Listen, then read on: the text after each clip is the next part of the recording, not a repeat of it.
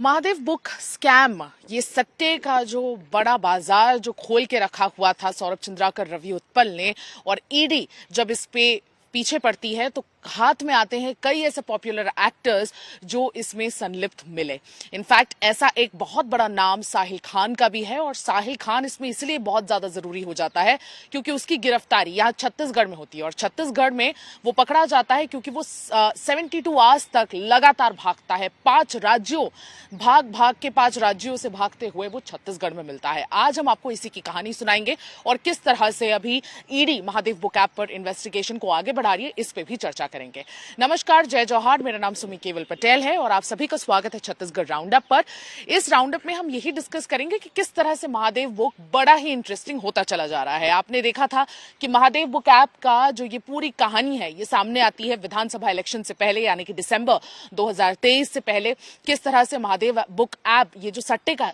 बाजार बनाया गया, इस पूरे सट्टे के बाजार से इतने सारे यूथ को जोड़ा गया और जोड़ने के बाद इतना बड़ा ये रैकेट बन जाता है कि सिर्फ छत्तीसगढ़ में ही नहीं, हैदराबाद में ही नहीं, लेकिन पूरे भारत में और इनफैक्ट अब्रॉड में, यूएई, दुबई, इन सारे जगहों पर इसके अलग अलग मार्केट्स खुल जाते हैं और इससे 15,000 करोड़ के आसपास कमाया जाता है, और ये पैसे हर किसी को जाते हैं जो इसमें इन्वॉल्व रहते हैं।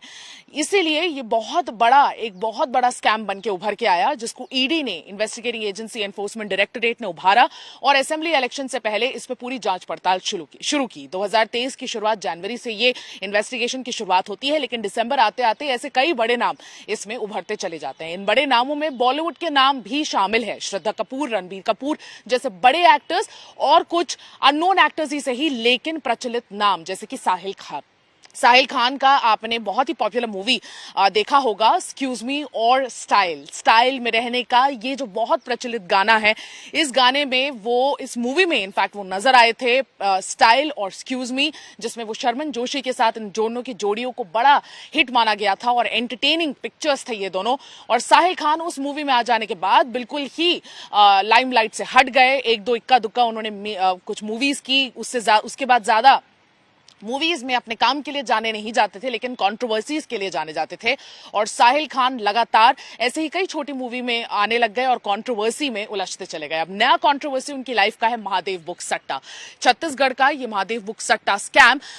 साहिल खान को भी फंसा लेता है। इनफैक्ट साहिल खान लायन 24/7 या लोटस 24/7 ऐसे कई सारे बेटिंग एप्स का प्रमोशन करते हुए नजर आते हैं, और इनफैक्ट सिर्फ प्रमोशन तक ही उनका काम सीमित नहीं रहता है, वो इसमें इन्वॉल्व भी होते हैं। यानी कि इससे जो पैसे कमाए जाते हैं उसका एक पर्टिकुलर एक पोर्शन साहिल खान को भी जाता है। वो काफी ज्यादा प्रमोशनल इवेंट्स में भी नजर आते हैं। और महादेव बुक ऐप के जितने भी सब्सिडरी एप्स हैं, यानी कि सिर्फ महादेव बुक ऐप ही नहीं बल्कि इसके कई सारे सब्सिडरी एप्स हैं जो महादेव बुक के साथ जुड़े हुए हैं, यानी कि सौरभ चंद्राकर और रवि उत्पल के बिजनेस के साथ जुड़े हुए हैं। उनमें से लोटस 24/7 है, रेडियन ऐप है, जिसके बाद महादेव बुक ऐप बना,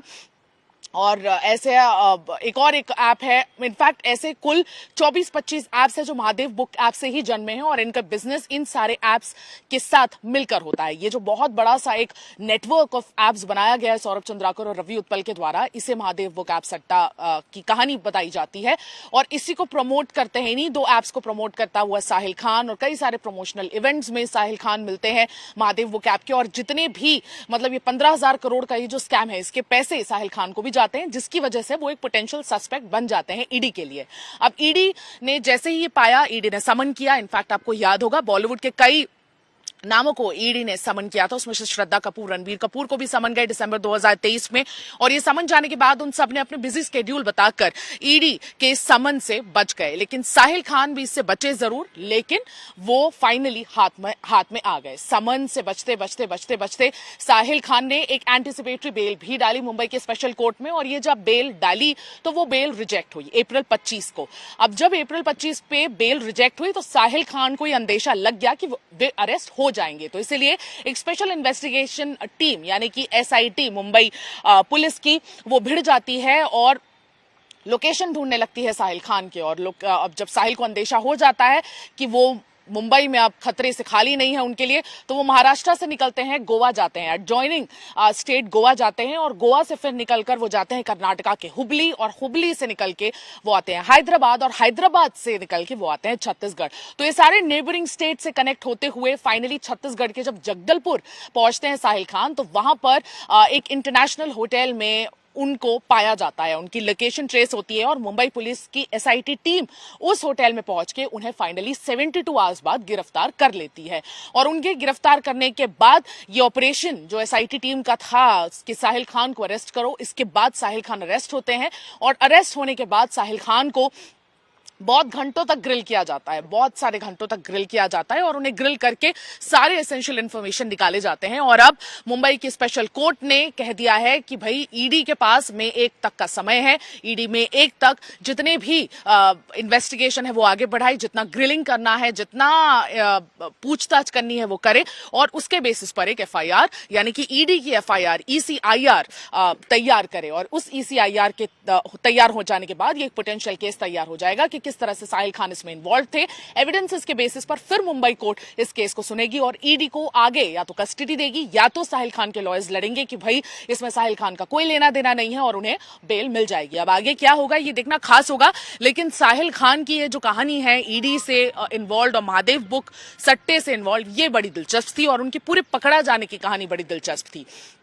मैं आपको बता दूं कि महादेव बुक ऐप में अभी फिलहाल ये चल रहा है कि ये जो केस है ये सिर्फ इंडियन बॉर्डर्स तक ही सीमित नहीं, लेकिन इंटरनेशनल बॉर्डर्स पे भी ये केस उतना ही एक्टिव हो चुका है। इनफैक्ट यूएई में जब इंडिया से रेड कॉर्नर नोटिस गया तब यहाँ के इन्वेस्टिगेटिंग एजेंसीज ने रेड कॉर्नर नोटिस निकाला और इन्वेस्टिगेटिंग एजेंसीज ने दुबई यूएई एडमिनिस्ट्रेशन को बताया और वहां से फिर यूएई एडमिनिस्ट्रेशन ने रवि उत्पल और सौरभ चंद्राकर दोनों को पकड़ा और अब इनके इन्वेस्टिगेशन, इनसे पूछताछ लगातार चल रही है और इन्हें भी ग्रिल किया जा रहा है कि किस तरह से इस ऐप को तैयार किया गया, किस तरह से लोगों को यहां पर इस ऐप के थ्रू जोड़ा गया और जितना भी मॉडस ऑपरेंडी है महादेव बुक ऐप का उस पे इन्वेस्टिगेशन लगातार चल रही है। लेकिन साहिल खान इसमें सबसे इंटरेस्टिंग एक नाम उभर कर आए और उनका ये जो पकड़ा जाने वाली कहानी है जो छत्तीसगढ़ आ पहुंची, यानी कि महाराष्ट्र से छत्तीसगढ़ के जगदलपुर आ पहुंची। इनफैक्ट ये भी बताया जाता है सोर्सेज द्वारा कि साहिल खान बड़े घबराए हुए छत्तीसगढ़ जब पहुंचे हैदराबाद से तो उनके ड्राइवर ने उन्हें मना भी किया कि बिल्कुल जगदलपुर के नक्सल प्रभावित जंगलों से उन्हें नहीं लेके जाए रात को, लेकिन उसके बावजूद साहिल खान इतने घबराए हुए थे कि वो छत्तीसगढ़ के बस्तर में इसलिए छुपे रहना चाहते थे क्योंकि उन्हें लगा एसआईटी की टीम वहां नक्सल प्रभावित क्षेत्रों में उन्हें ढूंढ नहीं पाएगी, लेकिन ऐसा नहीं हुआ और वो मिल ही गए। तो बिल्कुल ये कहानी अपने आप में काफी दिलचस्प थी जिसने पूरे महादेव बुक ऐप के इस इन्वेस्टिगेशन को भी वापस से एक ब्रेकिंग पॉइंट बना दिया। आज के राउंड अप में बस इतना ही। मुझे सुमी केवल पटेल और मेरे वीडियो जर्नलिस्ट राघवेंद्र पांडे को विदा दीजिए। बने रहिए छत्तीसगढ़ तक पर और देखते रहिए छत्तीसगढ़ राउंड अप। नमस्कार, जय जौहार।